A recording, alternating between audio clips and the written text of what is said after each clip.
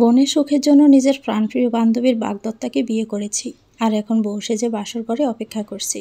অদ্ভুত তাই না? হ্যাঁ, অদ্ভুত। চারদিক বাহারি ফুলের গন্ধে মৌ মৌ করছে। বাসর ঘরে নববধূর চোখে থাকে হাজারো স্বপ্ন, জল্পনা, কল্পনা। কিন্তু আমার আমার চোখে রয়েছে ভয় আর আতঙ্ক। এ বিয়ে আমার জন্য কাল নিয়ে আসবে তা আমি বুঝতে পারছি বেশ। আমি হুর, পুরো নাম হামিয়া হুর। আমার পরিচয়, আমি অনাথ।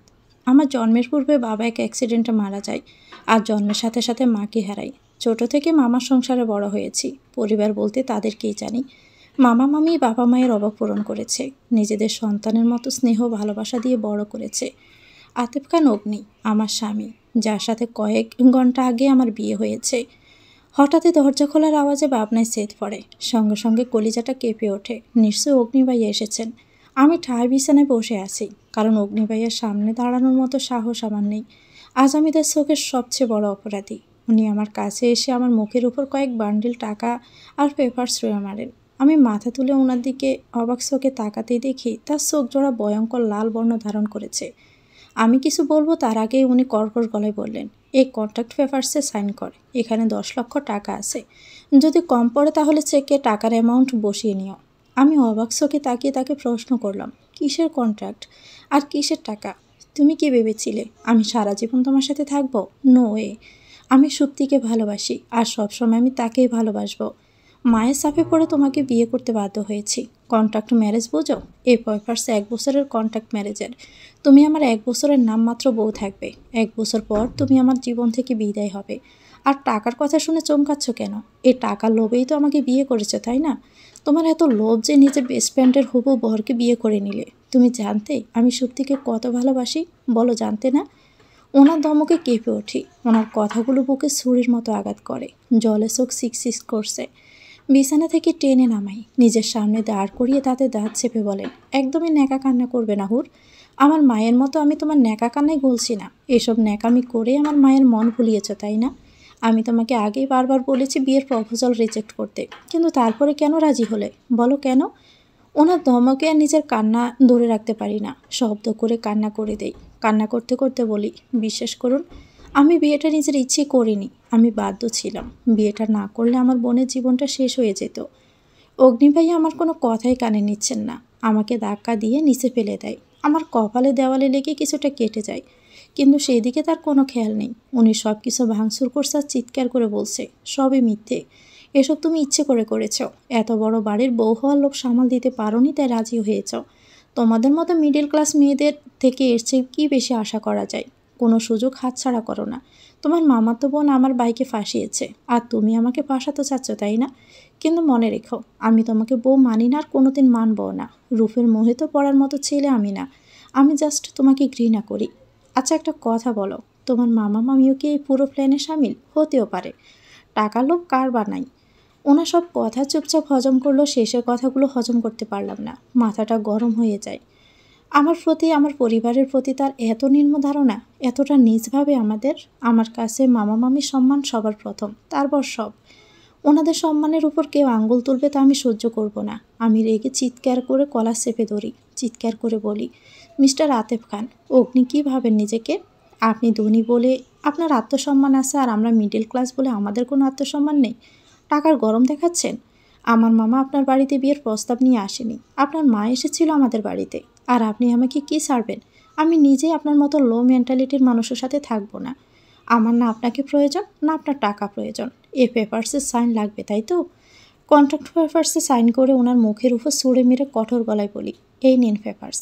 আজকে থেকে আমার মুক্তির প্রহর গোনা শুরু করলাম। আমি ওয়াদা করছি, যেদিন সুপ্তি ফিরবে ঠিক সেদিন আপনার জীবন থেকে আর এই বাড়ি থেকে চলে যাব।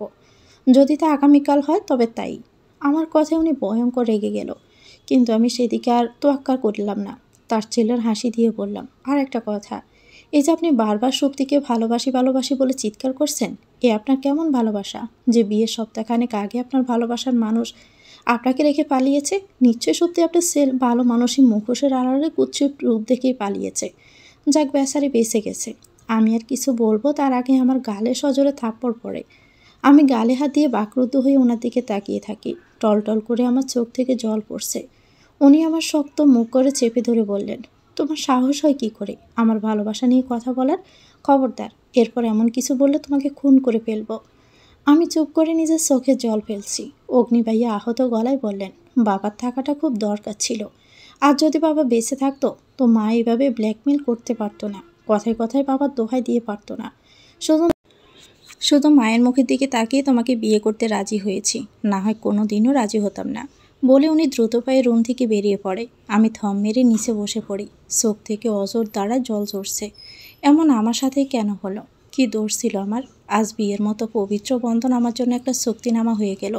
স্বপ্ন ছিল কারো বউ হব, আমার বর আমাকে অনেক ভালোবাসবে, আমার একটা ছোট্ট সংসার হবে, একটা পরিবার হবে, কিন্তু কি থেকে কি হয়ে গেল। বউ হয়েছে তাও শুধু 1 বছরের জন্য। মানুষ ঠিকই বলে আমি পোড়া কপালি, তাই আমার জীবন এমন হয়েছে। রাগের মাথায় তখন ওনার শক্তির প্রতি ভালোবাসা নিয়ে কটূক্তি করলো, সত্যি তো এটাই যে উনি শক্তিকে খুব ভালোবাসে, এতটা ভালোবাসে যা শব্দে প্রকাশ সম্ভব না। তাদের মাঝে আমার আশাটা কি খুব প্রয়োজন ছিল? কেন এমনটা হলো? আমি তো তাদের মাঝে আসতে চাইনি, নিয়তি কেন আমায় তাদের মাঝে এনে দাঁড় করিয়ে দিল? চোখের সামনে জল করছে অতীত। ভার্সিটির সদর দরজায় দাঁড়িয়ে আছি, আমি আর আমার বেস্ট ফ্রেন্ড শেফা সুপ্তির জন্য অপেক্ষা করছি। আজ ভার্সিটিতে অ্যাডমিশন নিতে এসেছি। এই ভার্সিটি আমার অচেনা নয়। ভার্সিটির কলেজ শাখায় উচ্চ মাধ্যমিক শেষ করেছি। এখনকার আঙ্গিনার সাথে আমার বেশ নিবিড় সম্পর্ক। এখানে যেমন সুখকর স্মৃতি রয়েছে, তেমনি বিষাদময় স্মৃতিও রয়েছে। হঠাৎই ফোনটা বেজে ওঠে। তাকিয়ে দেখি সুপ্তি ফোন করেছে। রিসিভ করে জানতে পারে ম্যাডাম আগের থেকে ভিতরেই আছে। আমি দ্রুত পায়ে ভিতরে যেতে অমনি ঘটে অঘটন। বড় বিদ্যুৎ খাম্বার মতো কিছুর সাথে সজোরে ধাক্কা খেয়ে নিচে পড়ে যাই। ও মা গো, আমার কোমর বুঝে এবার গেল। এখন আমার কি হবে? কোমর ভাঙ্গা পাত্রীকে কে বিয়ে করবে? ও মা, আমার কি তবে বিয়ে হবে না? এসব ভেবে নাক টেনে টেনে কান্না করে দেই। হঠাৎই আমার ভাবনায় ছেদ পড়ে কারোর কর্কশ গলায়। সামনে তাকিয়ে দেখি কালো জ্যাকেট পরানো উচ্চ লম্বা এক সুদর্শন পুরুষ। গায়ের রং বিদেশিদের মতো দবদবে সাদা, খোঁচা খোঁচা দাড়ি, অসম্ভব সুন্দর চোখ, নাকের ডগাটা আপাতত লাল হয়ে আছে। যে কারণে হোক না কেন বেশ লাগছে। সব মিলিয়ে লোকটির উপর যে কেউ ক্রাশ খাবে, আমি এক বাবা অলরেডি ক্রাশ খেয়ে বসে আছি। কারণ তার আগেই সামনের লোকটা ধমক দিয়ে বলে, চোখ খুলি কি বাড়িতে রেখে আসছো? চোখে দেখো না? ওনার চোখে মুখে বিরক্তির ছাপ। ভেবেছিলাম সরি বলবে, কিন্তু এখন আর বলবো না। মুডটাই নষ্ট করে দিল। আমি নিচ থেকে উঠতে উঠতে জবাব দিলাম, চোখ তো আপনারও আছে, আপনি দেখতে পাননি নাকি বাড়িতে রেখে এসেছেন? উনি জাজালো কণ্ঠেই বলল, তুমি খুব অসভ্য তো। দোষ তোমার কথায় সরি বলবে তা না, তুমি ঝগড়া করছো। আপনি নিজে মনে হয় ভদ্রতার দেবতা, কিভাবে কথা বলতে হয় তা জানেন না, আবার ভদ্রতা শেখাচ্ছেন। ও হ্যালো, দোষ তোমার, ওকে? যদি দেখে চলাচল করতে না পারো তাহলে কেন বাড়ি থেকে বের হও? Same to you. কথা বলার ভদ্রতা না থাকলে কোন মুখে খোলেন ভাই? আমার কথায় উনি আরও বেশি রেগে যায়। এত সময় ধরে শেফা সব কিছু হা করে দেখছিল। পরিস্থিতি খারাপ দিকে যাচ্ছে। আমার কানের কাছে এসে কাঁদো কাঁদো সাফা স্বরে বলল, হুর বোন, এবার অবজা, তুই জানিস না এটা কে? আমি শেফাকে ধমক দিয়ে বললাম, চুপ যা তো তুই, সে যাই হোক না কেন আমার কি? আমি কি কাউকে ভয় পাই নাকি? সামনের লোকটি দাঁতে দাঁত চেপে বললেন, তুমি জানো না আমি কে? কেন ভাই, আপনি কি নিজের নাম ভুলে গেছেন? পুলিশের কাছে রিপোর্ট করব নাকি? উনি আমাকে কিছু বলবে তার আগে ওনার ফোন চলে আসে। উনি ফোন কেটে আমার দিকে অগ্নিদৃষ্টিতে তাকিয়ে বললেন, তোমার মতো ইরিটিং মেয়ের সাথে কথা বলে নষ্ট করার মতো সময় আমার কাছে নেই। আমি একগাল প্লাস্টিক হাসি দিয়েই জবাব দিলাম, সেম টু ইউ ভাইয়া। আমাদের চিন্তা ধারণার কত মিল। যাক, দোয়া করি আপনার কপালে যেন একটা নাগিন বউ জোটে। নাগিন বউ জুটলেও চলবে, কিন্তু তোমার মতো ঝগড়াটে মেয়ে, নো ওয়ে। উনি ওনার কথা শেষ করে আমাকে কিছু বলার সুযোগ না দিয়ে চলে যায়। আমি তার কথায় মেরে রইলাম। কি বললো এই শয়তান লোক? আমি ঝগড়টে? মাথা এবার গরম হয়ে যায়। আমি পিছন থেকে চিৎকার করে বললাম, দোয়া করেন আমি আপনার বউ হয়ে আপনার জীবনটা তেজপাতা করে দেই। উনি পিছনে ফিরে সরু চোখে তাকিয়ে প্রতি উত্তরে আঙ্গুল দেখিয়ে ইশারা করল, আমাকে সে দেখে নেবে। But who cares? এই হুর কাউকে ভয় পায় না। আপন মনে বিড়বিড় করে যে পাশে থাকাই সেটা শেফার ক্রোধ দৃষ্টি দেখতে পাই। আমি সেদিকে তোয়াক্কা না করে ব্যাগ থেকে পানির বোতল বের করে পানি খেতে লাগি। শয়তান বেটার সাথে ঝগড়া করতে গিয়ে গলায় শুকিয়ে গেছে। শেফা ক্রুদ্ধ গলায় বলল, তুই এতক্ষণ যার সাথে ঝগড়া করেছিলি জানিস সে কে? আমি মুখে পানি রেখে মাথা নাবোধক দোলালাম, মানে জানি না। শেফা উত্তরে বলল, আমাদের সিনিয়র আতেফ খান অগ্নি, রাজনীতিবিদ, এবার ফাইনাল ইয়ারের স্টুডেন্ট। শেফার কথা শুনে পানি নাকে মুখে উঠে যায়। জোরে জোরে কাশতে লাগি। বিশ্বাস করেন রাসেল ভাই, এমন কিছু শোনার জন্য আমি মোটেও প্রস্তুত ছিলাম না, কিন্তু শেফা এখান থেকে নেই। তারপর যা শুনলাম তা শুনে তো হাত পা কাঁপাকাঁপি শুরু হয়ে যায়। শেফা বলল ওনার মা ইউনিভার্সিটির ট্রাস্টি প্লাস কমিটির সভাপতি। ভাবতে পারছিস ব্যাপারটা ওনার কানে গেলে কি হতে পারে? শেফার কথা শুনে খুব কান্না আসছে। সব কেন ওনার ফ্যামিলিতেই হতে গেল। ইচ্ছে করছে গলা ছেড়ে ভ্যাঁ করে কান্না করি। খুব তো বড় মুখ করে বলেছিলাম হুর কাউকে ভয় পায় না। এবার আমার কি হবে? এই রাক্ষস লোক তো বাটে ফেলে আমাকে কাঁচা চিবিয়ে খাবে। আমার এবার কি হবে? সেদিন বিয়ের কথাটা যে পাই করে সত্যি হয়ে যাবে আমার জানা ছিল না। এমন কিছু হবে জানলে কোনোদিন ওনার সাথে কথা বলতাম না। সেদিন বাড়ি ফিরতে দেখি বাড়ি ভরা মানুষ। টিয়া আপু তার শ্বশুরবাড়ির লোকজন এসেছে। মামার 2 মেয়ে, টিয়া আর হিয়া। টিয়া আপু মামার বড় মেয়ে, হিয়া ছোট আপু। রুমে যেতে টিয়া আপুকে দেখতে পাই। আপুকে খুবই খুশি হয়ে জড়িয়ে ধরে বলি, কেমন আছো আপু? কতদিন পর তোমায় দেখলাম। তোমাকে দেখে মনটা ফুরফুরো হয়ে গেছে। টিয়া আপু বেশ বিরক্তি নিয়ে আমার হাত ঝাড়ি দিয়ে দূরে সরিয়ে দেয়। বিরক্তি পড়া গলায় বলে ওঠে, দেখো তোকে 1000বার বলছি এইসব আদিক্ষেত আমার পছন্দ না। তারপরও কেন গায়ে পড়ে এমন করিস? আমি মলিন হাসি দিয়ে দূরে সরে যাই। মৃদু স্বরে বলি, সরি আপু, আর এমন হবে না। আমার কথায় যেন আপুর বিরক্তি আরও বৃদ্ধি পায়। ঝাঁঝালো গলায় আমাকে বলল, উফ হুর, তুই এখান থেকে যা তো এখন। তোকে দেখে আমার মাথা ব্যথা করছে। অনেকটা পথ জার্নি করে এসেছি। আমি এখন একটু রেস্ট নিতে চাই। আমি রুম থেকে বের হতে নিব, এমন সময় পিছন থেকে টিয়া আপু আমাকে ডেকে বলল, যাওয়ার সময় দরজাটা বন্ধ করে যাবি। আর হ্যাঁ, আমার শ্বশুরবাড়ির লোকদের সামনে আসবি না।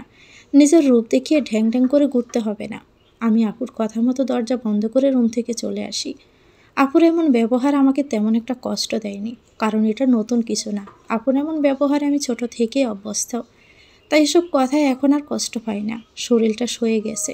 টিয়া আপু ছোট থেকে কোনো এক অজানা কারণে আমাকে অপছন্দ করে, কিন্তু হিয়া আপু একদম তার বিপরীত। আমাকে বাচ্চাদের মতো সবসময় আগলে রাখে, সবসময় আমার সব দোষ নিজের উপর নিয়ে নেয়, আমাকে প্রটেক্ট করে। এসব ভাবতে ভাবতে আপুর রুমের সামনে চলে আসি। দরজা ঠেলে ভিতরে প্রবেশ করতে থম মেরে যাই। বিছানায় বসে হিয়া আপু কান্না করছে। আমাকে দেখতেই ছুটে এসে জড়িয়ে ধরে কান্না করতে করতে বলেন, হুর, আমার সব শেষ, আমি সব হারিয়ে ফেলেছি। বলে হিয়া আপু আবার কান্না শুরু করে দিল। আপুর কান্না দেখে আমার হাত পা কাঁপাকাঁপি শুরু হয়ে গেছে। নিজেরাকে কোনো রকম শান্ত করেই বললাম, এসব কি বলছো আপু? কিচ্ছু শেষ হয়নি, কি হয়েছে সেটা বলো। আমি আবিরকে ভালোবাসি হুর, খুব বেশি ভালোবাসি। আবিরও আমাকে ভালোবাসে, কিন্তু আবিরের মা আবিরের বিয়ে অন্য কোথাও ঠিক করেছে। আবির তার মাকে না করতে পারবে না, আমাকেও ছাড়তে পারবে না। এদিকে আবিরের সাথে 1 সপ্তাহ ধরে কোনো যোগাযোগ করতে পারছি না। তাকে বলতেও পারছি না যে আমি আমি তার বাচ্চার মা হচ্ছি। আমি আবেগে বসে অনেক বড় ভুল করে ফেলেছি হুর, অনেক বড় ভুল। আপুর কথা শুনে আমি থম মেরে বিছানায় বসে পড়ি। আপু বলা প্রতিটা কথা কানে বাজছে। মাথায় শুধু একটা কথাই ঘুরপাক খাচ্ছে, মামা জানলে কি হবে। আপু এখনও কান্না করেই যাচ্ছে। যদি মায়ের সামনে নিজের ভালোবাসার মানুষকে নিয়ে দাঁড়ানো সাহস না থাকে তবে কেন ভালোবাসে? মাথা কাজ করা বন্ধ করছে। কিন্তু যাই হোক না কেন, আমি হিয়া আপু আর তার বাচ্চাকে তাদের প্রাপ্য সম্মান আর অধিকার দিয়েই ছাড়ব। আপুকে কোনোভাবে শান্ত করে নিজের রুমে চলে যাই। সারা রাতভর চিন্তা করে সিদ্ধান্ত নিই যে আমি আবির ভাইয়ার মায়ের সাথে সরাসরি দেখা করব। ওনাকে আবির ভাইয়া আর হিয়া আপুর সম্পর্কে কথা জানাবো। আবির ভাইয়া আর হিয়া আপুর সম্পর্কটা মেনে নেবে। যে বাবা সেই কাজ। পরদিন সকাল হতেই আপু থেকে ঠিকানা নিয়ে বেরিয়ে পড়ে আবির ভাইয়ার বাড়ির উদ্দেশ্যে। সেদিন ভার্সিটি না গিয়ে চলে যায় আদ্রিতা খানের বাড়িতে। বিশাল বড় বাড়ি। আমাকে দেখতে দারোয়ান এগিয়ে এসে জিজ্ঞেস করে আমার কে চাই। আমি বললাম আমি আদ্রিতা খানের সাথে দেখা করতে চাই। দারোয়ান ভিতরে ফোন করে পারমিশন নেয়। বিরাট লোকের বিরাট কারবার। আমি ভিতরে যেতে একজন মহিলা আমাকে বসার রুমে নিয়ে যায়।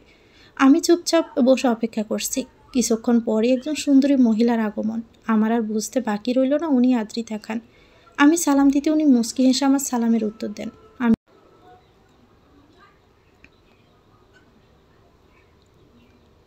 আমি নিজের জড়তা ভেঙে আবির ভাই আর হিয়া আপুর সম্পর্কের ব্যাপারে সবটাই খুলে বলি। আমার কথা শুনে প্রথমে উনি কিছুক্ষণ থম মেরে বসে থাকে। আমার বেশ ভয় করে, যদি উনি না মেনে নেয় তো। কিন্তু তিনি আমার ভাবনাকে ভুল প্রমাণ করে দিয়ে তারপর আবির ভাইয়াকে ডেকে সবটা যাচাই করে। আবির ভাইয়া থেকে সবটা শুনে বেশ রেগেই যায়, কিন্তু পরবর্তীতে সম্পর্কটা মেনে নেয়। আমার যেন আনন্দের সীমা থাকে না। বাড়ি ফিরে আপুকে খবর দিতে আপু খুশিতে লাফাতে থাকে, সাথে আমিও। পরদিনই আবির ভাইয়ার বাড়ি থেকে বিয়ের প্রস্তাব আসে। মামা মামিকে আপু আর ভাইয়ার সম্পর্কের কথা জানাই। প্রথমে মামা মামি ও আদ্রিতা আন্টির মতো বেশ রেগেছিল, কারণ কোনো বাবা মায়ের কাছে ব্যাপারটা সিম্পল না। আর তা মেয়ের প্রেগনেন্সি নিয়ে তো একদমই না। এমন একটা ব্যাপারে রেগে যাওয়াই স্বাভাবিক। কিন্তু পরে ঠান্ডা মাথায় সবটা ভেবে রাজি হয়। ছেলে ভালো, ফ্যামিলি ভালো, মামা মামিও কোনো আপত্তি করে না। সেদিনই বিয়ের তারিখ ঠিক করা হয়। সময় কম আর কাজ অনেক। সেদিন থেকে বিয়ের তোড়জোড় শুরু হয়ে যায়।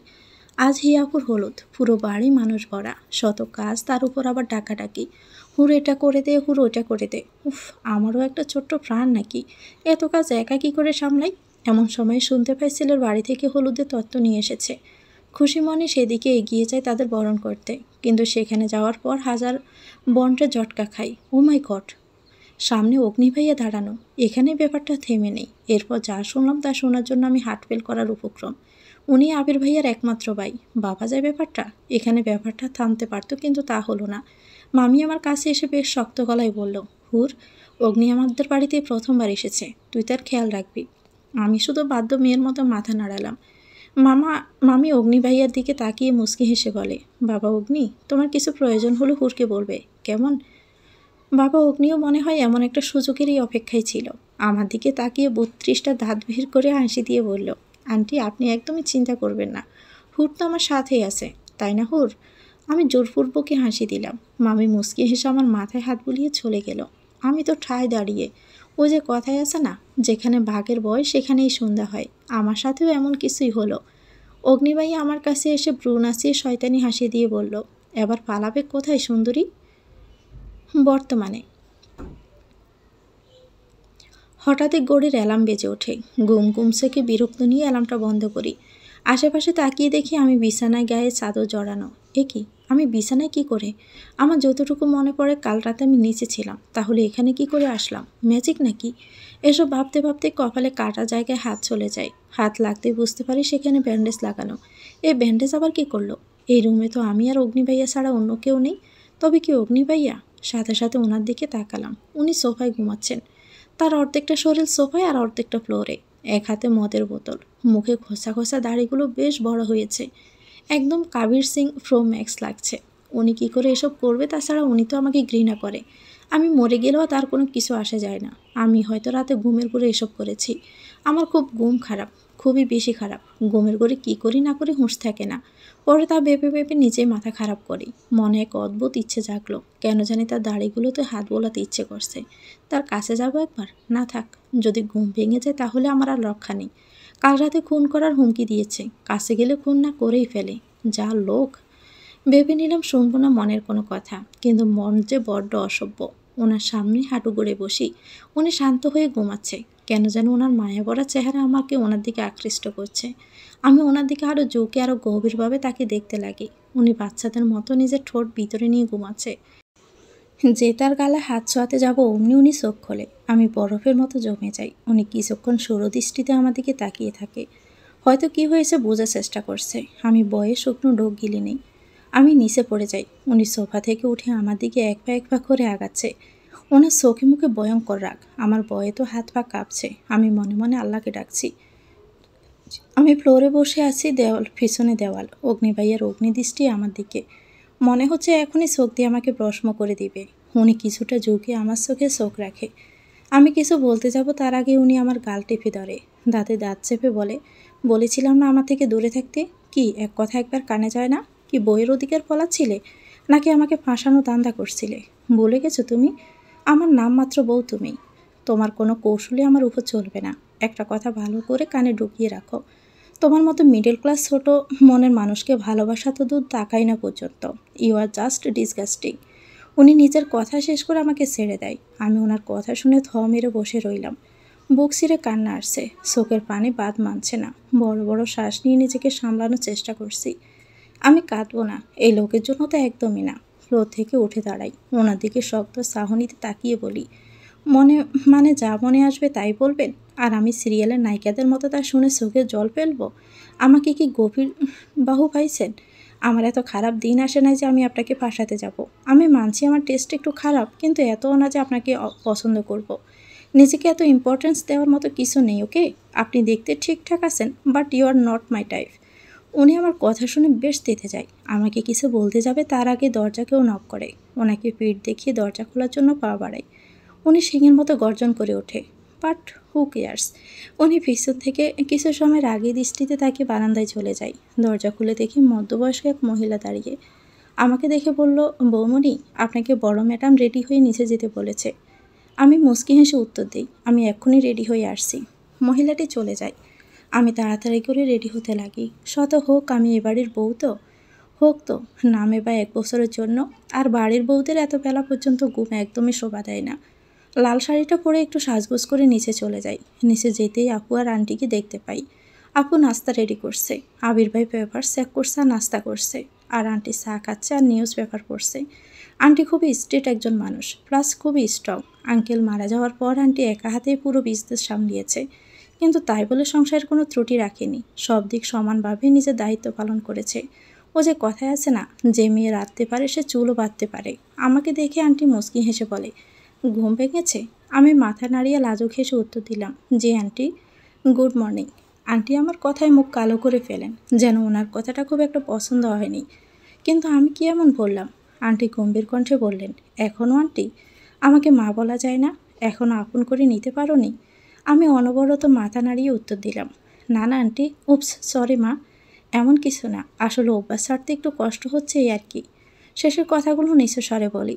আন্টি আমার মাথায় হাত বুলিয়ে দিয়ে বলেন, তুমি চেষ্টা করো, দেখবে অভ্যাস হয়ে যাবে।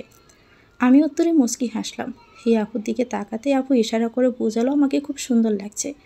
আমি তো লজ্জা পেয়ে মুচকি হাসি। এমন সময় দেবদাস, উপস, কাবির সিং, না না, অগ্নি ভাইয়ের আগমন হয়। বেশ গম্ভীর মুখ নিয়ে ফোন টিপতে টিপতে আমার পাশের চেয়ারে বসে। আমি তার থেকে বেশ দূরত্ব বজায় রেখে দূরে সরে বসি। হি আপু নাস্তা সার্ভ করে দেয়। উনি কোনো দিকে না তাকিয়ে নাস্তা করতে লাগে। বেশ কিছু সময় কেটে যায়, সবাই যার যার মতো নাস্তা করছে। মা নীরবতা ভেঙে আমাদের দিকে তাকিয়ে বললেন, আজ তোমাদের 4 জনকে ওই বাসায় যেতে হবে। বাড়িতে ছোট করে অনুষ্ঠান রেখেছে, বিয়ে সবাইকে আমন্ত্রণ করেছে। আমি যেতে পারবো না, কিছু কাজ আছে। তোমরা নাস্তা করে বেরিয়ে পড়ো। আবির ভাই বাধ্য ছেলেদের মতো বলল, আচ্ছা মা। কিন্তু অগ্নি ভাইয়া শুনে না শোনার মতো করে আছে। মা গম্ভীর গলায় বলল, অগ্নি, তুমি কি শুনতে পারছো আমি কি বলেছি? অগ্নি ভাইয়া মায়ের দিকে তাকিয়ে উত্তরে বললেন, যে শুনতে পারছি মিসেস আদ্রিতা খান, আজকাল আমার মর্জি আর আমার রইল কই, সব তো আপনার ইচ্ছেতেই হয়। অগ্নি ভাইয়া চেয়ার ছেড়ে উঠে যায়। মা আহত চোখে যাওয়ার দিকে তাকিয়ে থাকে।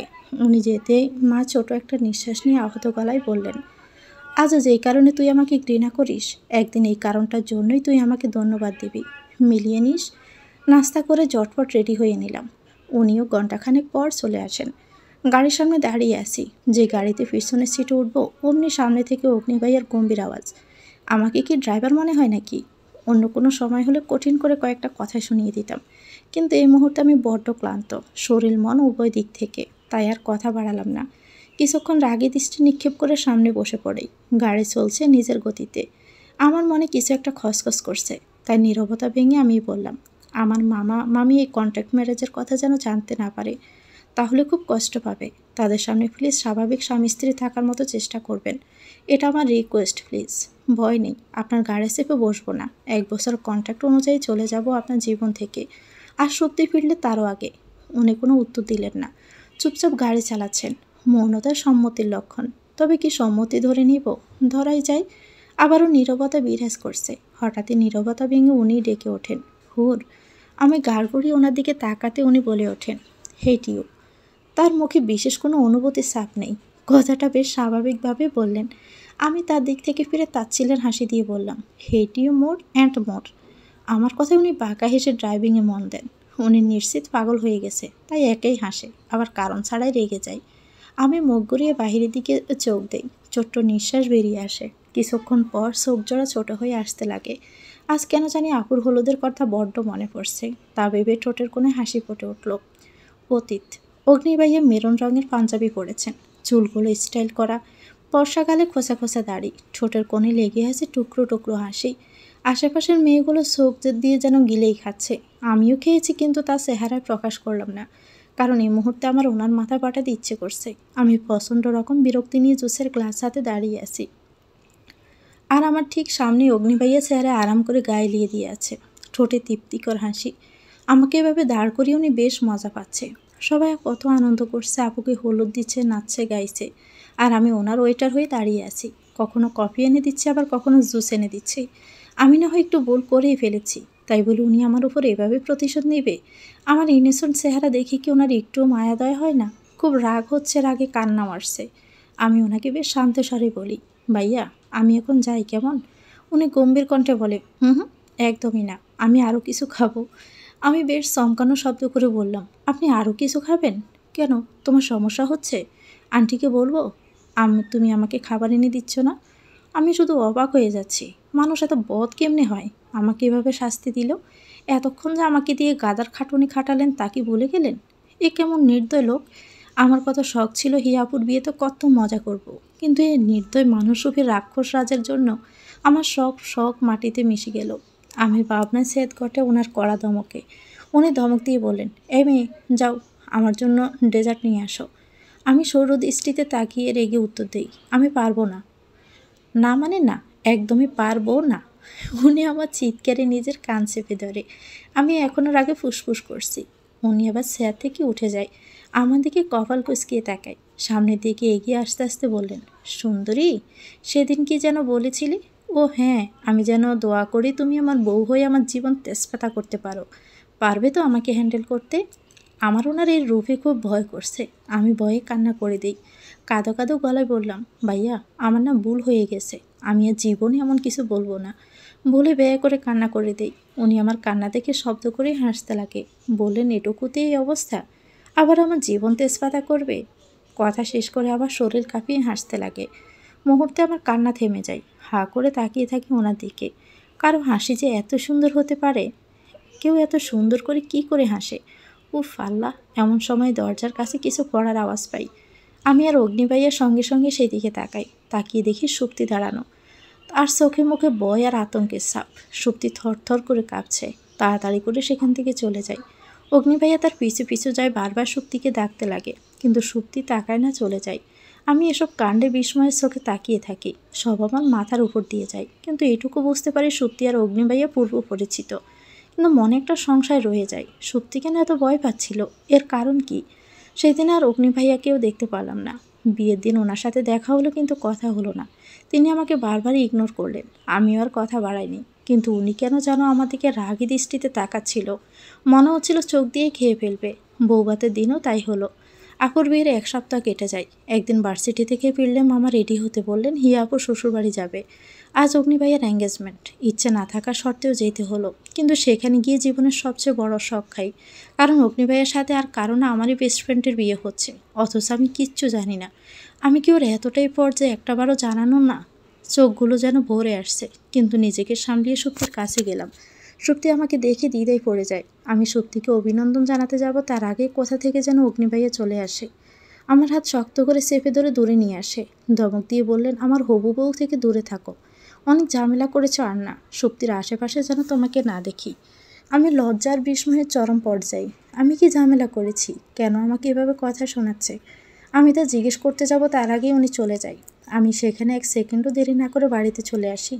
সেদিন থেকে সুপ্তির সাথে কথা বলা বন্ধ করে দেই। সুপ্তিও কোনো খোঁজ নেয়নি। কিছুদিন পর মামা থেকে শুনি অগ্নিভাইয়ের বিয়ে। আমি তেমন গুরুত্বও দিই না। তাদের বিয়ে, আমার তাতে কি? তারা বিয়ে করুক না করুক আমার কি? হঠাৎ একদিন ভোর সকালে আদ্রিতা আন্টি আমাদের বাড়িতে আসে। সবাই বেশ চমকে যায় ওনাকে এত সকাল সকাল দেখে। মামি তো বরাবরই ঘামছে। ওই বাড়িতে কোনো সমস্যা হয়নি তো আবার? আন্টি ড্রয়িং রুমে বসে মামি নাস্তা নিয়ে এসে বললেন, বেন সাহেব আপনি এত সকাল সকাল? হিয়া কিছু করেছে নাকি? মামির কথায় ভয়ের ছাপ স্পষ্ট। আন্টি শীতল কণ্ঠে বললেন, হিয়াকে নিয়ে কিছু না, বিষয়টা অন্য।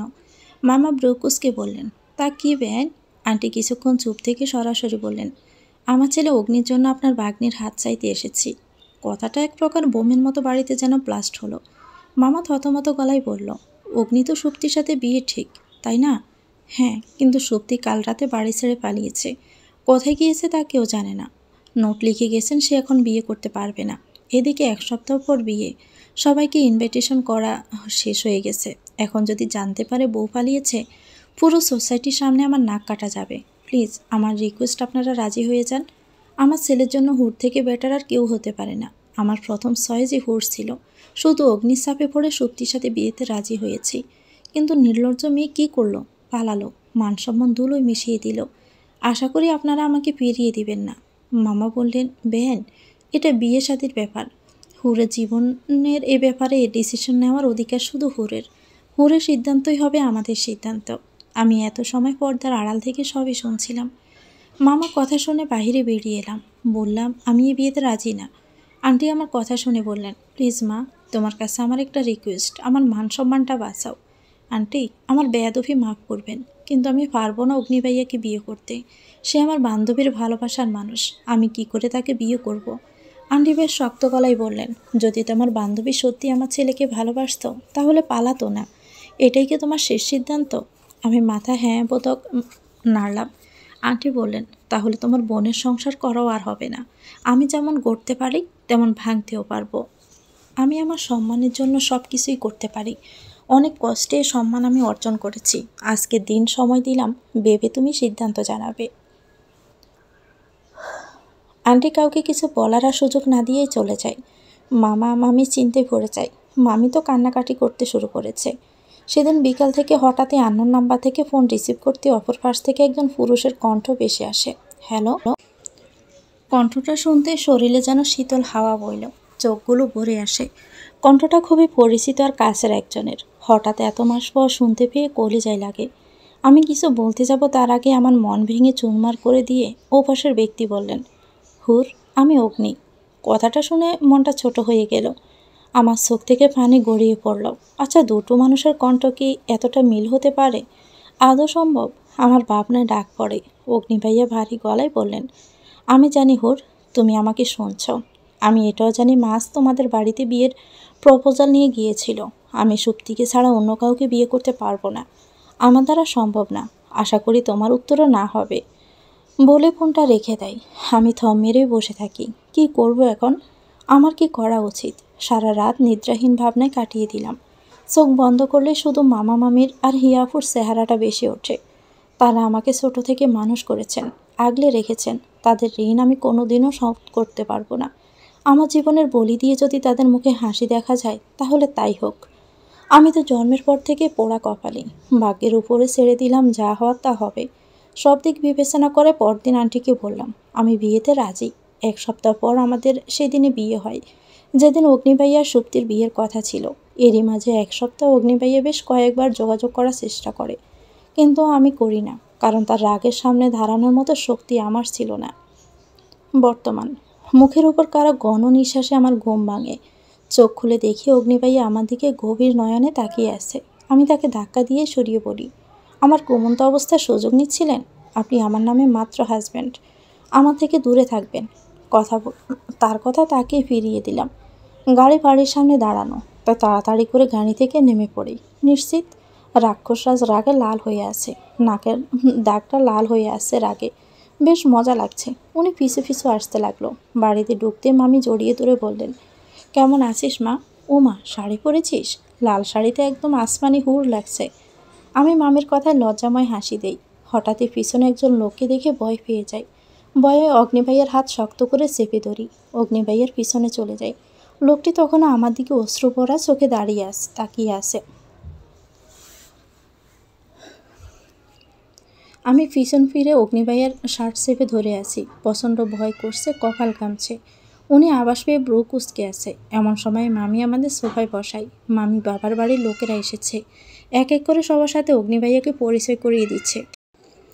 আবির ভাইয়ার হিয়াফু অনেক আগেই ফুসিয়েছে, এখন ওপরে রেস্ট নিচ্ছে। আমি মাথা নিচু করে আছি। সামনের লোকটার দিকে তাকানোর সাহস নেই, কিন্তু সামনে বসা লোকটা আমার দিকে গভীরভাবে তাকিয়ে। সামনে বসা লোকটা মামির বড় ভাইয়ের ছেলে উৎসব। আমাকে ছোট থেকে খুব পছন্দ করে, কিন্তু আমার কেন যেন তাকে ভয় হয়। অনেকবার উনি ওনার ভালোবাসার কথা বলেছে, কিন্তু আমি প্রতিবারই তাকে ফিরিয়ে দিয়েছি। উনি বলেছিল উনি আমার জন্য অপেক্ষা করবে। আমি কোনো উত্তর দেইনি। উনি এতদিন একটা আশা নিয়েছিল, আজ হয়তো নিজের শেষ আশার প্রদীপ নিভতে দেখল। তার আধার অশ্রুভরা চেহারা দিকে তাকানোর মতো শক্তি আমার নেই। কিছুক্ষণ পর মামি আমাদের রুমে পাঠিয়ে দেয় রেস্ট নেওয়ার জন্য। আমি সেখান থেকে কোনো রকম ছুটে রুমে চলে আসি। বড় বড় নিঃশ্বাস ছাড়ে এমন সময় দরজা লাগানোর শব্দ কানে ভেসে আসে। আমি ব্রুকুসকে পিছনে তাকিয়ে দেখি অগ্নিভাইয়া আছে, কিন্তু উনি দরজা কেন বন্ধ করলো? উনি ধীর পায়ে আমার দিকে এগিয়ে আসছে, ওনার গভীর দৃষ্টি আমার দিকে। আমি কিছু বলতে যাব তার আগে উনি একদম আমার কাছে চলে আসছে। আমার কোমর শক্ত করে চেপে নিজের কাছে টানে। নিশ্চিত কোমরে নীলচে দাগ করে ফেলেছে। ওনার কাজে আমি হা হয়ে শুধু তাকিয়ে আছি। হৃৎপিণ্ড দ্রুত গতিতে চলছে, মনে হচ্ছে এখনই বের হয়ে আসবে। ওনার গভীর চোখের দিকে তাকিয়ে হারিয়ে যাচ্ছি। তার চোখের সমুদ্রের অতলে ডুবে যাচ্ছি। শ্বাস ভারী হচ্ছে, শরীরটা কেমন জানি হালকা হালকা লাগছে। উফ, এমন কেন অনুভব হচ্ছে? আমার কি হচ্ছে? না না, এভাবে বেশিক্ষণ থাকলে শ্বাস আটকিয়ে নিশ্চিত মারা যাব। আমি তার থেকে দূরে যেতে নিলে তিনি আমাকে আরও চেপে ধরে।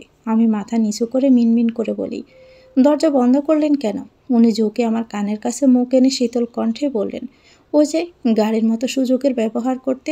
আচ্ছা, উনি কি সত্যি আমার সাথে কিছু করবেন? ভয়ে হাত পা কাঁপাকাঁপি শুরু। উনি এবার আরও কাছে আসলো। আমি ভয়ে ভয়ে বললাম, আমি তো এমনিতেই বলছিলাম। না না, এখন যেহেতু অহেতুক দোষারোপ করছো, দোষ করে না হয় দোষী হই, কি বলো? আমি তার বুকে ধাক্কা দেই, কিন্তু বিশেষ কোনো লাভ হয় না। উনি এক সিমটিও নড়ে না, বরং আমার কোমর দু হাতে চেপে ধরে। আমার কানের কাছে মুখ এনে আগের মতো শীতল কণ্ঠে বললেন, আমার সাথে উচ্চ গলায় কথা বলার সাহস পাও কোথা থেকে বলো তো? গলা ঝেড়ে শক্ত গলায় উত্তর দেই, সাহস দোকান থেকে কিনে আনতে হয় না, মনের ভিতর থেকে এমনিতেই আসে। হঠাৎ উনি আমার চুল শক্ত করে ধরে, আমার মুখ নিজের মুখের কাছে টেনে আনে। আমি হতবাক, খুব লাগছে আমার, কিন্তু মুখে প্রকাশ করলাম না। উনি রেগে ক্রুদ্ধ গলায় বললেন, আমার সাথে একদমই উঁচু স্বরে কথা বলবে না, খোলা চুল আমার সামনে আসবে না। এসব যদি করো তার ফলাফল খুব খারাপ, খুবই খারাপ। উঁচু স্বরে কথা না বলার কারণ না হয় বুঝলাম, কিন্তু খোলা চুল ওনার সামনে না যাওয়ার কারণ কি? এই কাবির সিং কি সত্যি সত্যি পাগল টাগল হয়ে গেল? ড্যাম শিওর বেটা স্যাকা খেয়ে পাগল হয়ে গেছে। কিন্তু আমি কি তার কথা শুনবো নাকি? কখনো না, একদমই না। আমি বেংসি কেটে বলি, বললেই হলো নাকি? আপনি বললেই হলো? আমার যা মন চায় আমি তাই করব। গলা ফাটিয়ে চিৎকার করে কথা বলবো, খোলা চুলে নাচবো, লাফাবো। আপনার তাতে কি? হ্যাঁ, আমার উপর নিজের অধিকার খাটাতে আসবেন না। আপনি আমার 1 বছরের নামমাত্র স্বামী, ভুলে যাচ্ছেন? উনি নাক ফুলিয়ে চরম বিরক্তির সাথেই বললেন, ইউ আর জাস্ট ইম্পসিবল। তোমাকে সাথে কথা বলাই বৃথা। আমি প্লাস্টিক হাসি দিয়ে বলি, আমারও আপনার সম্পর্কে একই ধারণা। ওয়াও, আমাদের চিন্তা ভাবনার কত মিল, তাই না? উনি রেগে আমার কোমর ছেড়ে দেয়। রাগে ফুঁসতে ফুঁসতে দরজা খুলে রুম থেকে বেরিয়ে যায়। উনি যেতেই আমি মন খুলে হাসতে থাকি। খুবই মজা লাগছে, বেশ জব্দ করেছি বেটাকে। এখন খুব শান্তি শান্তি লাগছে। আহ, কি শান্তি! সারাদিন অগ্নি ভাইয়া ফিরলেন না, সবাই ওনার কথা জিজ্ঞেস করছে, এটা ওটা বলে কাটিয়ে দিচ্ছি। আর অন্যদিকে বারবার উৎস ভাইয়ার সামনে পড়ছি। উনি কিছু বলতে চাইছে, আমি তা বুঝে না বোঝার মতো করে ইগনোর করেই যাচ্ছি। সন্ধ্যায় আমার রুমের দিকে আসছিলাম, এমন সময় উৎস ভাই আমার হাত টেনে রুমে নিয়ে আসে। আমি ভয়ে তো জড়সড় হয়ে ওনার সামনে দাঁড়িয়ে আছি। উনি আমার হাত অনেক আগেই ছেড়ে দিয়েছে। উৎস ভাইয়া তাচ্ছিল্য গলায় বললেন, এখনও এত ভয়? এখন তো তোমার বিয়ে হয়ে গেছে, এখন তাহলে ভয় কিসের? আমি চুপ করে আছি। উনি আমার কোনো কথার উত্তর না পেয়ে নিজেই বললেন, শোনো হুর, আমি তোমাকে ভালোবাসি। আমি জানি তুমি আমাকে পছন্দ করো না, তাই বলে এই না যে তোমার উপর জোর খাটাবো, নিজের করে করব। আমি চাই তুমি যেখানেই থাকো সবসময় হাসি খুশিতে থাকো, ভালো থাকো। ওনার কথায় আমি কেঁদে দেই। কেউ কি করে কাউকে এত নিঃস্বার্থভাবে ভালোবাসতে পারে? উনি আমার চোখ মুছে দিয়ে মলিন হেসেই বলল, দেখো বোকা মেয়ের কাণ্ড, এভাবে কেউ কাঁদে নাকি? আমি উৎস ভাইয়ের দিকে তাকিয়ে বললাম, আপনি কি করে এতটা নিঃস্বার্থভাবে ভালোবাসতে পারেন? উনি হেসে উত্তর দিলেন, হুর, তুমি মানুষটাই এমন, যাকে দেখলে নিঃস্বার্থভাবে ভালোবাসা যায়। এমন সময় রুমে টিয়া আপু চলে আসে। আমাকে ঠেস মেরেই বললেন, জামাই দিয়ে কি তোর হয় না? আমারও নাগর লাগবে? ছি ছি, তুই এত চরিত্রহীন। অবশ্য চরিত্রহীন তো তুই আগে থেকেই ছিলি। ছেলে দেখতে তোর তো হুঁশই থাকে না। বড় লোক, বড় বাড়ির বউ হওয়ার হয়েছিস, তারপরেও কেমন এমন নষ্টামি করিস? ছেলে ফাঁসানো দান্দা। খুব তো হিয়ে শাশুড়িকে হাত করে বাড়ির বউ হয়েছিস, এখন আবার উৎসের সাথে রং ডং করছিস নাকি? উৎস ভাইয়া বেশ কয়েকবারে ধমক দেয়, কিন্তু টিয়া আপু থামে না। উৎস ভাইয়া একসময় রেগে চলে যায়। আমি কান্না করছি, তাকে বোঝানোর চেষ্টা করছি, কিন্তু টিয়া আপু আমাকে অকথ্য ভাষায় গালাগালি করছে। টিয়া আপু আর কিছু বলতে যাবে, হঠাৎ করে তার গালে ঠাস করে একটা সর পড়ে। টিয়া আপু স্তব্ধ হয়ে দাঁড়িয়ে আছে। আমি গাড় গড়িয়ে দেখি মামি ভয়ঙ্কর রেগে আছে। মামি রাগে কর্কশ গলায় বললেন, আর একটা খারাপ কথা বললে তোর গলা টিপে এখানে মেরে ফেলবো। বেয়াদব মেয়ে, তুই আমার মেয়ে তা মনে করেই আমার লজ্জা লাগছে। হুর লোভে পড়ে না, তোর বোনের সংসার বাঁচাতেই বিয়ে করেছে। তোর বোনের বিয়েটাও এই মেয়ের জন্যই হয়েছে। বিয়ের আগে হিয়া প্রেগনেন্ট ছিল। হুর অনিন্দা খানকে রাজি করিয়েছে, আর অনিন্দা খান তো হিয়ার সংসার ভাঙার ভয় দেখিয়ে হুরকে বিয়ের জন্য বাধ্য করেছে। হুর এই বিয়েতে তো রাজিই ছিল না। মামের কথা শেষ হতে টিয়াপু রেগে চিৎকার করে বলেন, মা, এ মেয়ে তোমার কাছে আমার থেকেও বেশি আপন হয়ে গেল। এ মেয়ে ছোট থেকে আমার সব জিনিস কেড়ে নিয়েছে, সবার থেকে আদর পেয়েছে, ভালোবাসা পেয়েছে, আমার সব কিছুতে ভাগ বসিয়েছে। ও জানতো আমি উৎসকে ভালোবাসি, তারপরও উৎসকেও রূপের জালে ফাঁসিয়েছে। ওর রূপের গুণে সবাই গুণগান করছে। আমি এসবে কী পেয়েছি বলো? শুধুই অবহেলা পেয়েছি। টিয়াপুর কথা শুনে আমি আর দাঁড়ালাম না, চোটে চলে আসি। আর কিছু শোনার মতো শক্তি আমার মাঝে ছিল না। নিজের কাছের লোকের এত অবহেলা, ঘৃণা মেনে নিতে পারছি না। আমার মরে যেতে ইচ্ছে করছে। বের হয়ে আসার সময় দেখতে পাই অগ্নিভাইয়া দরজার সামনে দাঁড়িয়ে। তার চোখের চাহনিতে স্পষ্ট অনুতাপ ফুটে উঠেছে। তবে কি তিনি সব কিছু শুনে ফেলেছেন? শুনলে শুনুক, তাতে কি? তার কাছে তো আমি নিকৃষ্ট একজন। আমি সেখান থেকে দ্রুত চলে যাই। অশান্তি লাগছে, খুব বেশি কষ্ট লাগছে। আমি ছাদে ছুটে চলি। ছাদে কেউ নেই, অন্ধকারাচ্ছন্ন চারদিক। জড়ো হাওয়া বইছে। আমি দপ করে মাটিতে বসে পড়ি। শরীর যেন আর চলছে না, চোখ মুখ বার হয়ে আসছে, বুক পেটে কান্না আসছে। এমন সময় বৃষ্টি শুরু হয়, মুষলধারার জোরছে। জোরছে তো জোরেই চলছে। আমি আসমানের দিকে তাকিয়ে চিৎকার করে কান্না করতে করতে বলি, মা, কেন আমাকে তোমাদের সাথে নিয়ে গেলে না? কেন একলা ফেলে চলে গেলে? আমি যে বড্ড অসহায়। আজ তোমরা থাকলে কখনো এসব হতো না। আমিও আর 4-5টা মেয়ের মতো হাসতে পারতাম, বলতে পারতাম আমার পরিবার আছে।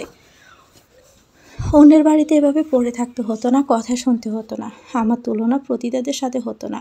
মা গো মা, তোমাকে তোমাদের সাথে নিয়ে যাও। আমি আর অপমান নিয়ে বাঁচতে পারবো না। আমি প্রতিটা মুহূর্তে ভাঙছি, পারবো না এর অপমান নিয়ে বাঁচতে। প্রত্যেকটা সময় লোভী ছোটলোক ছেলেবাস শুনতে। আমাকে তোমাদের কাছে নিয়ে যাও। আমি চাই না আর বাঁচতে, আমাকে নিয়ে যাও বলে চিৎকার করে কান্না করি। বৃষ্টি জল আমার চোখের জলের সাথে মিশে ঝরছে।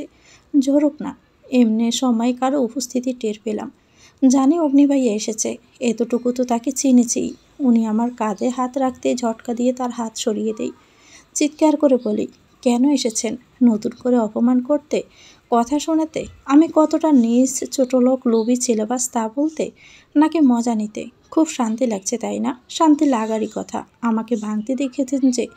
উনি আমার কথা শুনে আমাকে নিজের দিকে ঘোরাতে নেয়। আমি তার হাত ঝাড়ি দিয়ে সরিয়ে দিয়ে বলি, আমার মতো নষ্টা মেয়েকে স্পর্শ করবেন না, তাহলে আপনি অপবিত্র হয়ে যাবেন। উনি বোধহয় আমার কথায় রেগে যায়। রেগে আমাকে নিজের দিকে ঘুরিয়ে জোর করে নিজের বুকের সাথে মিশিয়ে নেয়। আমি কয়েকবার ছাড়ানোর চেষ্টা করি, কিন্তু পেরে উঠি না। নিজের শক্তি দিয়ে জোরপূর্বক তার সাথে মিশিয়ে রাখে।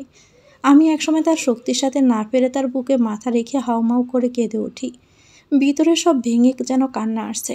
উনি আমার মাথায় হাত বুলিয়ে দিচ্ছে। নিজের অজান্তে ওনার কোমর চেপে ধরি। শরীর যেন অবশ হয়ে আসছে। আস্তে আস্তে ওনার বুকে আরও ঢেলে পড়ি। চোখগুলো বুজে আসছে, নিঃশ্বাস নিতেও কষ্ট হচ্ছে। এমন সময় ওনার একটা কথা কানে বেজে আসে, সরি হুর, আই এম সো সরি। আমি শুধু তাচ্ছিলের হাসি দিয়ে নিজের চোখ বুজে তার বুকে ডলে পড়লাম। আর কিছু মনে নেই। চোখ বন্ধ করে টের পেলাম কেউ খুব শক্ত করে কোমর জড়িয়ে ধরে আছে। চোখ খুলে দেখি অগ্নিভাইয়া আমার কোমর নিজের দুহাতে জড়িয়ে ধরে আমার পেটে মাথা দিয়ে ঘুমাচ্ছে। ওনার অর্ধেকটা শরীর ফ্লোরে।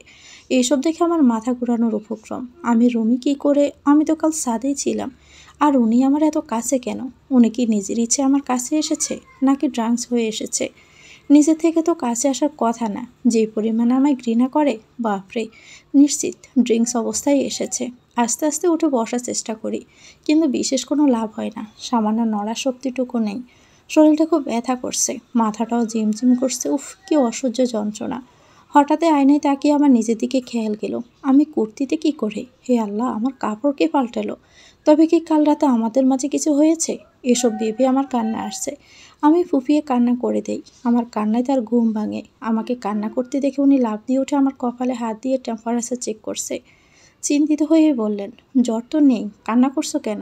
শরীর খারাপ লাগছে কি? আমি ওনার কথায় ওনার দিকে অগ্নিদৃষ্টিতে তাকিয়ে আছি। আমার কান্না জুড়ে দিলাম আবারও। উনি ভ্রু কুঁচকে আমার দিকে তাকিয়ে আছে, হয়তো বোঝার চেষ্টা করছে কি হয়েছে।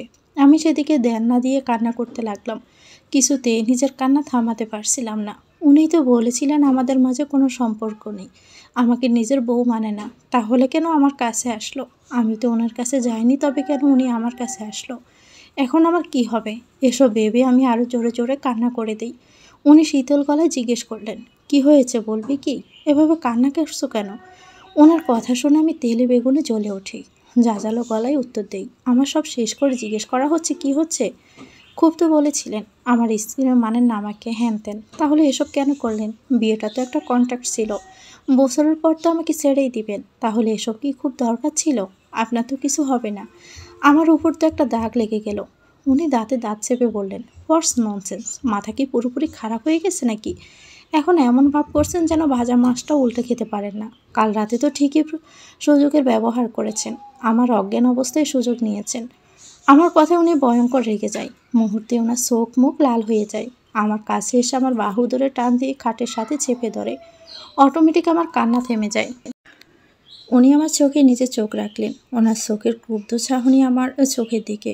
আমি ওনার ভয়ঙ্কর রাগে দমিয়ে যাই, শুকনো ডোক গিলি। উনি ক্রুদ্ধ কণ্ঠে বললেন, সব সময় কি তোমার মাথায় এসব চলে? তোমার কি মনে হয় তোমাকে নিজের করতে আমার তোমার অজ্ঞান অবস্থার সুযোগ নিতে হবে? না হুর, আমি চাইলেই তোমাকে এই মুহূর্তে নিজের করতে পারি। নিজের নির্মম চিন্তাভাবনা নিজের কাছে রাখো, আমার তোমার প্রতি কোনো ইন্টারেস্ট নেই। কথা শেষ করে রেগে রুম থেকে চলে গেল। আমি ওনার যাওয়ার দিকে থ মেরে তাকিয়ে রইলাম। অগ্নি যাওয়ার কিছুক্ষণ পর হিয়া আপু আমার রুমে আসে। আপুকে দেখে মুখে মলিন হাসি টেনে নিলাম। হিয়া আপু আমার কপালে হাত রেখে শরীরের তাপ চেক করে বললেন, যাক তাহলে জ্বর সেরেছে। জানিস কাল রাতে যখন তোকে অগ্নিবাইয়ের কোলে অজ্ঞান অবস্থায় দেখেছি কতটা ভয় পেয়েছিলাম। তোকে অজ্ঞান দেখে অগ্নিবাইয়া কতটা অস্থির হয়ে গিয়েছিল তুই জানিস? তার উপর আবার জ্বর। আমাকে তাড়াতাড়ি করে তোর কাপড় পাল্টিয়ে দিতে বললেন। এই রাতে ডক্টরকে আনিয়ে চেক আপ করলাম। সারা রাত জেগে তোর খেয়াল রাখে। ভোর রাতের দিকে এসে দেখি জলপট্টি দিচ্ছে। আহ, কত কষ্ট নিয়ে তিনি করেছেন। আমি আপুর কথা শুনে থম মেরে বসে রইলাম। নিজের উপর নিজেরই খুব রাগ হচ্ছে, চিৎকার করে কান্না আসছে। খুবই অনুতাপ হচ্ছে উনি আমার জন্য এত কিছু করলো, আর আমি কিনা তার উপর মিথ্যে অপবাদ দিলাম। যা নয় তাই বলে দিলাম। ইস, লোকটাকে এভাবে বলা একদমই উচিত হয়নি। আমার ওনার থেকে ক্ষমা চাইতেই হবে। ব্যথিত শরীর নিয়েই ছুটে যায় বাহিরে। পুরো বাড়িতে ওনাকে খুঁজি কিন্তু পাই না। কাউকে জিজ্ঞেস করব? না থাক, সবাই কী ভাবে। কিন্তু আমার যে ওনার খুব চিন্তা হচ্ছে, মন মানছে না, খুব বেশি অস্থির লাগছে। যেই পর্যন্ত না তার কাছ থেকে ক্ষমা না চাইব, মন যে শান্ত হবে না। তাই সব চিন্তাভাবনা লাজ লজ্জা বাদ দিয়ে হি আপুকে জিজ্ঞেস করেই ফেললাম, আপু উনি কই? আপু হয়তো বুঝতে পেরেছেন। মুখের হাসি চেপে ধরে মজা চলেই বললেন, উনি কথা বলছেন বলল তো। আমি মাথা নিচু করে লজ্জার স্বরে বললাম, ইয়ে মানে আপু, আমি অগ্নি ভাইয়ের কথা বলছিলাম। আপু কিটকিটি হেসে বললেন, অগ্নি ভাইয়া মানে এখনও ভাইয়া বলবি? বাচ্চা কাচ্চা হলে কি ডাক শিখাবি, মামা? বাচ্চারা তো কনফিউজড হয়ে যাবে, বাবা বলবে নাকি মামা বলবে। আপু নিজের কথা শেষ করে আবারও হাসতে লাগে। আমি লজ্জায় বিয়েবাড়ির লাল নীল মরিচবাতির মতোই জ্বলছি। উফ, আফুও না বিয়ের পর একদম লাগামহীন হয়ে গেছে। হুট করে যা নয় তাই বলে ফেলে। আপু হাসি থামিয়ে বললেন, হয়েছে হয়েছে, আর লজ্জা পেতে হবে না। তরুণী বেরিয়েছেন, যাওয়ার সময় বলেছেন যেন তোর খেয়াল রাখি, তোকে টাইম মতো খাবার আর মেডিসিন দেই। তুই বাহানা করলে যেন জোর করে খাওয়াই, বুঝলি? এখন যা, রুমে গিয়ে বস, আমি খাবার নিয়ে আসি। বলে আপু চলে গেল। আমি বিছানার উপরে ধপ করে বসে পড়ি। আচ্ছা, এই লোক এমন কেন? এক রাতে ওনার এত পরিবর্তন কি এমন হয়েছে কাল, যার জন্য উনি আমার প্রতি হুট করে এত দুর্বল হয়ে পড়ল? কাল কিছু কি হয়েছে? কেন উনি আমার এত খেয়াল রাখছে? উনি তো আমাকে ঘৃণা করে। আর 1 বছর পর আমরা আলাদা হয়ে যাব, তাহলে এত কেয়ার কেন করছে? উফ, এত প্রশ্ন কোনো উত্তর আমার কাছে নেই। ইদানিং আমার জীবনটা গোলকধাঁধা হয়ে গেছে। যতই উত্তর খুঁজতে যাই সব এলোমেলো হয়ে যায়। আমাকে ট্রেনে এনে সে একই জায়গায় দাঁড় করাই। মামা দুপুরে বললেন আজ আমরা যাচ্ছি না, কাল বিকেলে বাড়িতে ফিরব। এদিকে টিয়া আপু কাল রাতে রেগে চলে গেছে। যাওয়ার সময় বলে গিয়েছে, আমার যতদিন এই বাড়িতে আছি সম্পর্ক আছে, উনি এই বাড়িতে আসবে না। সারা দিন কেটে গেল, অগ্নির কোনো খোঁজ খবর নেই, কোথায় আছে জানা নেই। আবির ভাইয়া থেকে নাম্বার নিয়ে ফোন দিয়ে দেখি ফোন সুইচ অফ। খুব চিন্তা হচ্ছে ওনার জন্য। রেগে হুট করে মানুষটা কোথায় চলে গেল? আবার কোনো বিপদ হয়নি তো? মনটা কুড়াইছে। এই অস্থিরতা সহ্য হচ্ছে না। বারান্দায় দাঁড়িয়ে আছি। কিছুক্ষণ পূর্বে সূর্য ডুবেছে, সন্ধ্যা হচ্ছে, চারদিকে মাত্রই অন্ধকার নামছে। ওনার এখনও ফেরার নাম নেই। এই লোক কি আমাকে চিন্তায় চিন্তায় মেরেই ফেলবে? সে কি আদৌ বুঝতে পারছে না তার জন্য যে আমার খুব চিন্তা হচ্ছে? এমন সময় ইলেকট্রিসিটি চলে গেল। চারদিকে ঘিটঘিটে অন্ধকার। হঠাৎই রুম থেকে দরজা খোলার শব্দ আসে। আপু এসেছে কি? হতে পারে। আমি এক পা করে রুমের দিকে এগিয়ে যাই। অন্ধকার খুব বেশি ভয় করে। ছোট থেকে অন্ধকারে একদমই থাকতে পারি না। কেন যেন মনে হয় অন্ধকারে কাল্পনিক দৈত্য আমাকে চেপে ধরে নিজের সাথে পাতাল ঘরে নিয়ে যাবে। আমি ভয়ে ভয়ে দৃঢ় স্বরে বলি, আপু তুমি এসেছ কি? কিন্তু কোনো উত্তর নেই। আমি ঢোক গিলে বললাম, দেখো আপু, মজা করো না, আমি কিন্তু ভয় পাচ্ছি। কথা বলতে বলতে রুমে ঢুকছিলাম। এমন সময় অন্ধকারে কিছুর সাথে আটকে গিয়ে নিচে পড়ে যেতে নেই। হঠাৎই কেউ একজন অন্ধকারে আমার কোমর চেপে ধরে, আমাকে কোলে তুলে নেয়। আমি যেন হাওয়ায় ভাসছি। তবে কাল্পনিক দৈত্য কি সত্যি সত্যি চলে আসলো? এখন কি আমাকে নিজের সাথে পাতাল দেশে নিয়ে যাবে? আচ্ছা, আমার এখন কি হবে? আমি করে চিৎকার করে দেই। সাথে সাথে আমার মুখ কাল্পনিক দৈত্য চেপে ধরে। আমার কি হবে? আচ্ছা, আমাকে দিয়ে কি রোস্ট করবে নাকি রেজালা? দৈত্য ভাইয়া, আমাকে প্লিজ পাতাল দেশে নিয়ে যাবেন না। দেখুন, আপনার তো একটা মন আছে, সেখানে দৈত্যবতা আছে। আমি এত তাড়াতাড়ি মরতে চাই না। আপনি আমাকে ছেড়ে দিলে আমি আপনার জন্য দোয়া করব, যেন আপনি সুন্দর বউ পান। ও না না, সুন্দর না, কুৎসিত বউ পান। আপনাদের তো আবার উল্টো নিয়ম, তাই না? আমি একটা ইংলিশ মুভিতে দেখেছি, পাতাল দেশে উল্টো নিয়ম, যে যত কুৎসিত দেখতে তাকে তত বেশি সুন্দর বলে। আপনাদের বিয়ের পর কুৎসিত ছোট ছোট বাচ্চা হবে, তাদের নাম হবে দৈত্যসী। আহ আহ! হঠাৎই দৈত্য হুঙ্কার দিয়ে রাগী গলায় বলে উঠল, তোমার মনে হচ্ছে না তুমি খুব বেশি আজে বাজে কথা বলছো? না না দৈত্য ভাই, আমি একদমই আজে বাজে বলছি না। আমি তো আপনার ফিউচার বলে দিচ্ছি। জানেন তো, আমার কথা আবার খাপে খাপে মিলে যায়। বাই দ্য ওয়ে, আপনার কণ্ঠ অনেকটা আমার স্বামী রাক্ষসরাজ কাবির সিং অগ্নির মতো। তার সাথে আপনার কোনো সম্পর্ক আছে কি? থাকতেও পারে। রাক্ষসকুল আর দৈত্যকুলের মাঝে খুব একটা ভিন্নতা নেই। সামনে থেকে বড় বড় নিঃশ্বাসের শব্দ আসছে। মনে হচ্ছে দৈত্য ভাই খুব বেশি রেগে গেছে। জাজালো কণ্ঠেই বললেন, কারণ আমি তোমার স্বামী অগ্নি। কথাটা আমার কানে যেন তড়িং ব্যতীতে আসে। আমার মাথায় যেন পাহাড় ভেঙে পড়ে। আর ঠিক এমন সময় ইলেকট্রিসিটি চলে আসে। আমি এখনও ওনার কোলে। অগ্নির চোখে স্পষ্ট রাগ দেখতে পাই। নাকের ডগাটাও লাল হয়ে আছে। আমার চোখ মুখ ভয়ে কালো হয়ে যায়। হে আল্লাহ, যেখানে বাঘের ভয় সেখানেই সন্ধ্যা হয়। এখন না জানি আমার কি করবে এই লোক। হে আল্লাহ, এবারের মতো বাঁচিয়ে দাও। আমি কথা দিচ্ছি আর জীবনে এমন বকবক করবো না। আর পাশের বাড়ির মতিন আঙ্কেলের বাড়ির ফুল তো একদমই চুরি করব না। আমি ছোট ছোট চোখে অগ্নিবাইয়ের দিকে তাকালাম। উনি চোখ বন্ধ করে বড় বড় শ্বাস নিচ্ছে। রাগ নিয়ন্ত্রণ করার চেষ্টা করছে, নাকি আমাকে কিভাবে খুন করবে তা ভাবছে। হায় আল্লাহ, যদি বারান্দায় গিয়ে কোল থেকে নিচে ছেড়ে দেয়, আমি তো মরে ভূত হয়ে যাব। কিন্তু উনি আমাকে অবাক করে দিয়ে বিছানায় বসিয়ে দেয়। আমার কপালে হাত রেখে বললেন, এখন কেমন লাগছে? আমি আমতা আমতা করে বলি, মানে এখন ভালো আছি। আমি সঙ্গে সঙ্গে চোখ নিচের দিকে নামিয়ে ফেলি। দুজনের মাঝে নীরবতা বিরাজ করছে। আর চোখে ওনার দিকে তাকাই। উনি কিছু বলার চেষ্টা করছে কিন্তু পারছে না, দ্বিধাবোধ করছে। তাই আমি নিচু স্বরেই বলি, কিছু বলবেন? আমার কথায় উনি যেন কিছুটা সাহস পেল। জড়তা কাটিয়ে উনি গলা জড়ে বলতে শুরু করলেন, হুর, আমি কাল রাতে মামি আর টিয়ার কথা শুনেছি। আমার মা তোমার সাথে যা করেছে তা অন্যায়। নিজের মান সম্মান আর ছেলের খুশির কথা ভেবে তোমার উপরে প্রেশার দিয়ে তোমাকে বিয়েটা করতে বাধ্য করেছে। তোমার জীবন নষ্ট করেছে। এখানে কোথাও হয়তো আমিও দায়ী। তুমি চাইলে এখনই আমার কাছ থেকে আলাদা হতে পারো। ওনার কথাগুলো আমার কেন যেন খুব বেশি খারাপ লাগছে। আচ্ছা, আমি তো ওনাকে পছন্দ করি না, তাহলে কেন এমন খারাপ লাগছে? কেন 2 দিনের বিয়ের জন্য এত কষ্ট হচ্ছে? তবে কি শুধু ওনার সাথে বিবাহ বন্ধনে আবদ্ধ বলে, নাকি অন্য কিছু? আমি ছোট্ট শ্বাস ফেলে বললাম, আমি এখন আলাদা হতে চাই না। আমি যদি এখন আলাদা হই, তাহলে আমার মামা মামির উপর সবাই আঙ্গুল তুলবে। তাদের জিজ্ঞেস করবে কেন আমার বিয়ে ভেঙেছে। নিশ্চিত আমার চরিত্রের কোনো দোষ আছে তাই। ঠিক একইভাবে আপনার পরিবারের উপরও আঙ্গুল তুলবে। তাই এখন যেভাবে চলছে চলুক। 1 বছর পর কন্ট্রাক্ট অনুযায়ী দুজন আলাদা হয়ে যাব। আর কারণ বলবো, দুজনের সাথে মানিয়ে নিতে পারিনি। উঠি। বিছানা থেকে উঠে টেবিলের উপর থেকে একটা বক্স নিয়ে আসে। আমার সামনে বসে। আমি কপাল কুঁচকে ওনার দিকে তাকিয়ে আছি। উনি কী করতে চাইছে?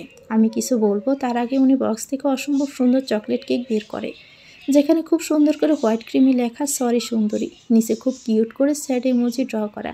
আমি অবাক চোখে ওনার দিকে তাকাতে উনি কিউট করে হেসে বললেন, সরি সুন্দরী, বিনা দোষে তোমাকে অনেক কষ্ট দিয়েছি যা তুমি একদমই ডিজার্ভ করোনি। Sorry for everything. আমাকে কি ক্ষমা করা যায় সুন্দরী? আজ মন থেকে বড় যেন বোঝা হালকা হলো। উনি অন্তত আমাকে ঘৃণা করেন না। আমি ফিক করে হেসে বলি, হ্যাঁ হ্যাঁ, এখন আপনি এত করে বলছেন তো ক্ষমা করাই যায়। বাই দ্য ওয়ে, আপনি কি করে জানলেন যে আমার চকলেট কেক পছন্দ? উনি ভাব নিয়ে বললেন, বুঝলি সুন্দরী, আতেফ খান অগ্নি সবই জানে। আমি মুখ বেঁকসে দিয়ে বলি, তাই বুঝি? আমি ছুরি দিয়ে কেক কেটে খেতে লাগলাম। উনি আমার দিকে সরু চোখে তাকিয়ে। আমি ওনার দিকে এক পিস কেক নিয়ে তার সামনে ধরে বললাম, আপনি এক পিস খাবেন? যেভাবে তাকিয়ে আছেন আমার আবার পেট খারাপ হবে। আমার কথায় উনি কিছুটা রেগে যায়। আমি ওনার দিকে দেখখান না দিয়ে খাওয়ায় ব্যস্ত হয়ে পড়লাম। কেকের সাথে নো কম্প্রোমাইজ। কিছুক্ষণ পর দরজায় নক পড়ে। আমি আর অগ্নি ভাইয়া দুজনে দরজার দিকে তাকাই। দেখি উৎস ভাইয়া দাঁড়িয়ে। আমি মুচকি হেসে বলি, ভাইয়া ভিতরে আসেন। উৎস ভাইয়া মলিন হেসে ভিতরে প্রবেশ করে।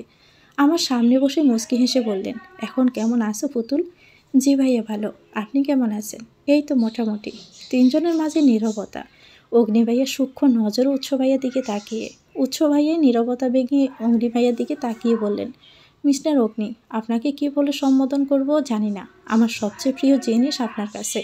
সত্যি বলতে আপনার উপর খুব রাগ, খুব বেশি হিংসা হয়। মোনাজাতে কত চেয়েছি, কত রাত কান্না করে তাকে চেয়েছি, কিন্তু আপনি না চাইতেই পেয়ে গেছেন। আপনি সত্যি অনেক ভাগ্যবান। এই পুতুলটা সবসময় খেয়াল রাখবেন। বলেই উৎস ভাইয়া দ্রুত পায়ে রুম থেকে চলে যায়। যাওয়ার সময় ওনার চোখে স্পষ্ট জল চিকচিক করছে। হয়তো তার ভয় ছিল যে যদি ওনার দুর্বলতা আমাদের চোখে পড়ে। উনি চলে যেতে আমি বড় নিঃশ্বাস ছাড়ি। অগ্নি ভাইয়া গম্ভীর গলায় বললেন, উনি তোমাকে খুব চায় তাই না হুর? আমি কোনো উত্তর দেই না। উনি আবার বললেন, এত চায় তোমাকে, তবে কেন ফিরিয়ে দিয়েছিল ওনাকে? অন্য কেউ কি তোমার জীবনে ছিল? আমি ওনার কথায় মলিন হাসি দিয়ে বলি, ইনডাইরেক্টলি জানতে চাইছেন আমি কাউকে ভালোবাসি কিনা। নট ব্যাড অগ্নি ভাইয়া। এখন যেহেতু জানতে চাইছেন তো শুনুন, ছোট থেকে ওনার প্রতি ভাই ছাড়া অন্য কোনো ফিলিংস আসেনি। খুব ভয় করতো ওনাকে। তার উপর উৎস ভাইয়াকে টিয়াফু ভালোবাসতো, তাই ওনাকে ভাই বলেই মানি। আস্তে আস্তে সময় কাটতে লাগে। একসময় টিয়াফু ভাইয়াকে প্রপোজ করে, কিন্তু ভাইয়া আমাকে ভালোবাসে বলে ফিরিয়ে দেয়। আপু জিদের বসে আসিফ ভাইয়াকে বিয়ে করে নেয়। আর সবচেয়ে বড় সত্যি তো এটাই যে আমি অন্য কাউকে ভালোবাসি, তার নাম ছাড়া বাকি সব আমার অজানা। যার কণ্ঠ শুনে তাকে ভালোবেসেছি, তার প্রেমে পড়েছি। অগ্নি ভাইয়া গম্ভীর গলায় বললেন, তার নাম কি? আমি ঠোঁট কামড়ায় হাসি চেপে বলি, আপনি কি জেলাস? উনি চোখ ফিরিয়ে অন্যদিকে তাকিয়ে বলেন, নো ওয়ে, আমি কেন জেলাস হব? আমার এসব নিয়ে বিষয় নিয়ে কোনো মাথা ব্যথা নেই। ওকে। উনি কথাগুলো এমনভাবে বলল যেন তার ছুরি ধরা পড়ে গেছে। অন্যদিকে মুখ ফিরিয়ে আসে, নাকের ডগা সব সময়ের মতো লাল হয়ে আছে। আচ্ছা, উনি কি রেগে গেল, নাকি সত্যি তার কিছুতেই কিছু যায় আসে না? আমার মনে হয় উনি আমার খুব কাছের কেউ। ওনার কণ্ঠ, কথা বলার স্টাইল, কথায় কথায় তার মতো নয়ে বলা, সব কিছু কেন এত মিল? তাদের নামের মাঝে বেশ সিমিলারিটি। তবে অগ্নি ভাইয়াই কি উনি? না না, এমন কি করে হতে পারে? উনি তো সুপ্তি আপুকে ভালোবাসে। সুপ্তি তার আমানত। আমি তো ওনার শুধু নামমাত্র বউ। নিজের মনকে সামলা। তো ভিউয়ার্স, এটা গল্পের প্রথম অংশ। পরবর্তী অংশ পেতে চ্যানেলটিকে সাবস্ক্রাইব করে আমাদের সাথেই থাকবেন। আল্লাহ হাফেজ। আসসালামু আলাইকুম।